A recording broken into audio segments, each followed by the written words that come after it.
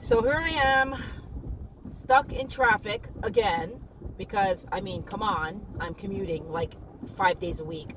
Only this time it's actually raining, which means it's going to be even slower on the road because, well, people do not know how to drive in the rain. They kind of just slow down, really, really slow down, and I don't know, it's annoying. I'm already on the Southern Parkway or Southern State Parkway anyway. And here we go, yet another freaking accident on the road because people like to drive like idiots, and especially in the summertime. I don't know what they think. I'm assuming that they think that they're immortal, so it can never happen to them. But nope, it happens to them, and it's some shit on the road, and there you go. It's Wednesday. I'm done with work, and I'm driving home. It is the 31st of July. Oh my God, I've got to call my parents.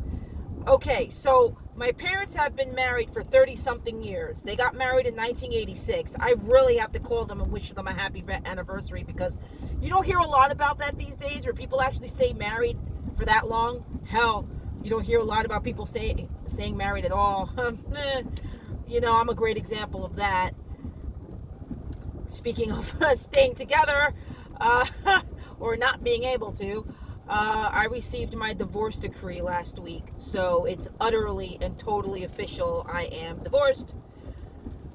I also received a package from Jackson Heights in the evening. I saw it outside my door of my apartment, and my ex-husband, I guess, had the mail, whatever little stuff I left, some cat toys, which, I kept for the cats. I threw out the rest of the stuff, though, except for maybe the comic books that I had and one Polaroid picture, but I wasn't going to keep the other one. And I threw out the MRI CDs because, they were never mine. They were his, but, whatever. He didn't want them. So I just threw them out. I wasn't going to deal with that at this point. And, it's interesting because here I am talking about my parents staying together for as long as they have, and I couldn't even hold down a marriage for more than 8 years, but I can't take the entire blame for that. I can't take all the blame for that, and we all know the story, so there you go. Still kind of weird, though, not being married and not living that life that I was living, where I basically was living with someone. But I guess it's I found it easy to get used to not living with someone afterwards. I'm actually really enjoying my solitude. I'm enjoying living on my own. I'm enjoying just being able to do whatever I want. But at the same time, I'm also enjoying the aspect of being independent. And I think that's a big deal for me because it's something that I've struggled with all my life. And it's difficult because, quite frankly, I had to call my parents and ask them to help me pay for the car insurance yesterday, which was extremely embarrassing, by the way. Even though my parents were like, look, it happens, there's no need to be embarrassed. I was embarrassed because July was a really tough month. I had to pay rent twice this month because I was late on the rent for July, and then I get paid on the 26th of July. So I had to pay the rent again because the rent is for August. It's due on the 1st of the month, the rent and the maintenance. So I had to do that.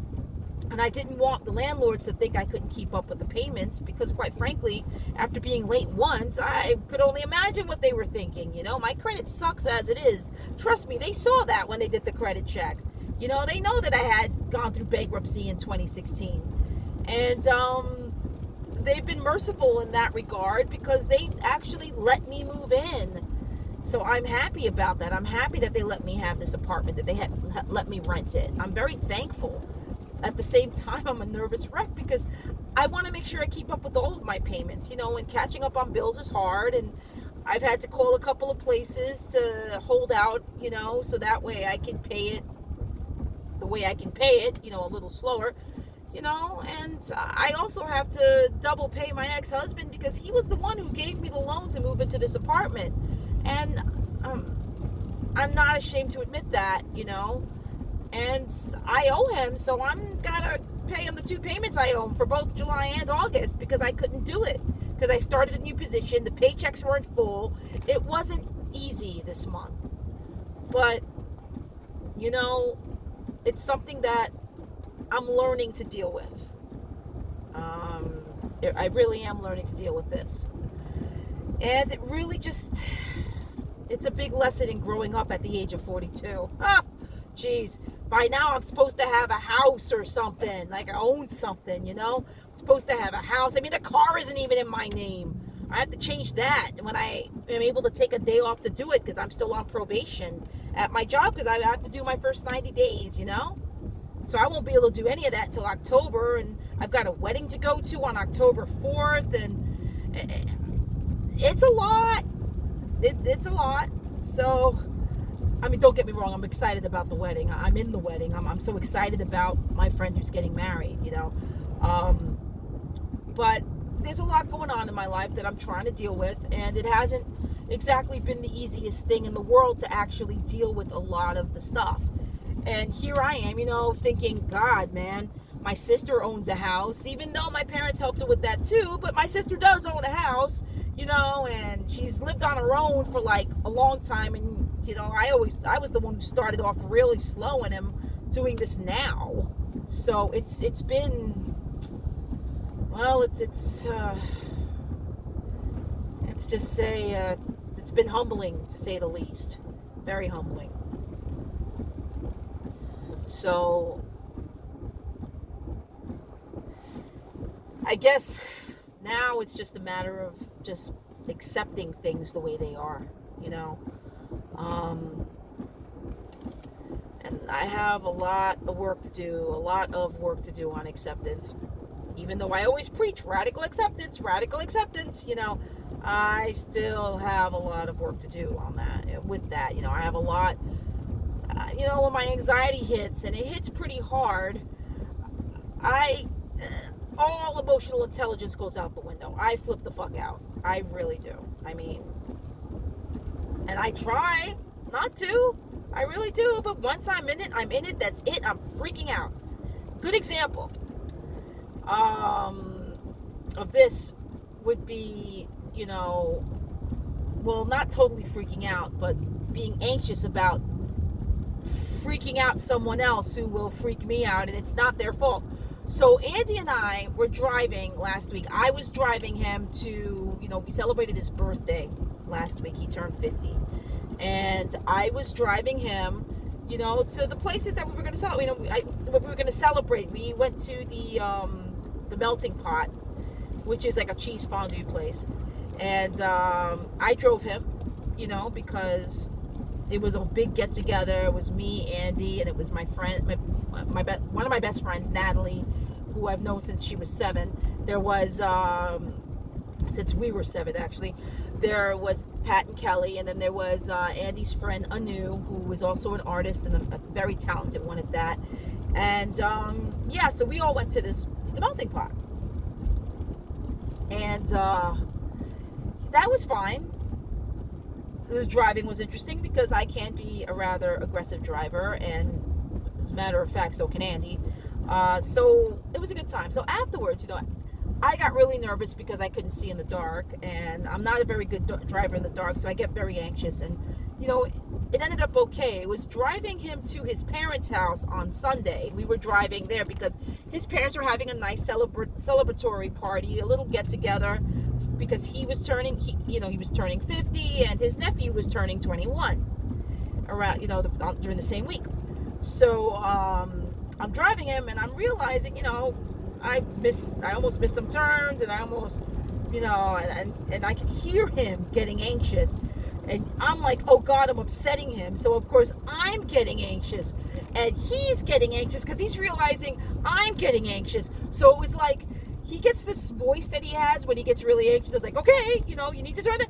Meanwhile, I'm getting anxious, so I'm like, oh my God, I'm sorry, it's okay, I upset you. So here I am acting like this, I'm like, oh my God, I'm so sorry. Oh man, he's never gonna want to get in the car with me again. And oh my God, and here he is thinking, oh my God, I made her anxious. Oh my God, yeah, she's an aggressive driver, but I didn't mean to make her anxious. Oh my God, so we're both anxious people, very anxious people. And I can laugh about it now because it was comedy gold, if you think about it. Although I really, at that point, wanted to cry, not because of him so much as because of the fact that I felt bad about not driving, I guess, well enough or something. I don't know. My anxiety was just freaking out. He didn't do that. That was more me. And, so this weekend, because of my anxiety levels and the way they are, damage control, right? So here I am texting him, while I'm at work. It was early in the morning. I get to work at like 6:30 or 7 o'clock because I wake up at 4:30 every morning, so I beat traffic on the belt, and which is part of the highway heading towards Brooklyn. So when I get there, I text him and I come up with this idea, like, you know what, this Saturday, if he doesn't have any plans, I'm like, if you don't have any plans, let's go for a nice long walk. And, this weekend, and he's like, yeah, sure, I'm thinking, hey, we could take a walk in the cemetery in Huntington. Yes, I'm still my morbid self, and apparently so is he, because we both find cemeteries pretty. And, and then I said, oh, and because I'm anxious, and I might make you anxious, maybe, and you may be uncomfortable with me driving, I maybe you should drive, I think you should drive. And then I'm like, I mean, if you're okay with that, because I realized how that sounded. I made it sound snarky when I wasn't trying to be, but I felt like, oh God, when I read that text, I was like, fuck, man.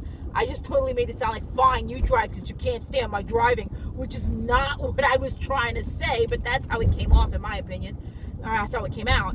So, or how it sounded or read on the text, because text can be very unclear, And I was like, I mean, if you're comfortable with that, I mean, unless you want me to drive, And he was like, I'm good either way. And then I said, it's just that I'm anxious about making you anxious when I'm driving. And he goes, well, I'm anxious about making you anxious about making me anxious. And I asked if I could use that. I'm going to use that in a line one day. But,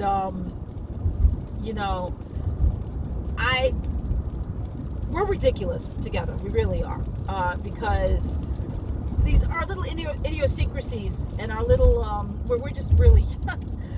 Well, we've got our faults, we have our quirks, and we seem to have a lot in common in that regard, especially with anxiety and depression. We both get rather depressed at times, and we just complement each other that way, believe it or not.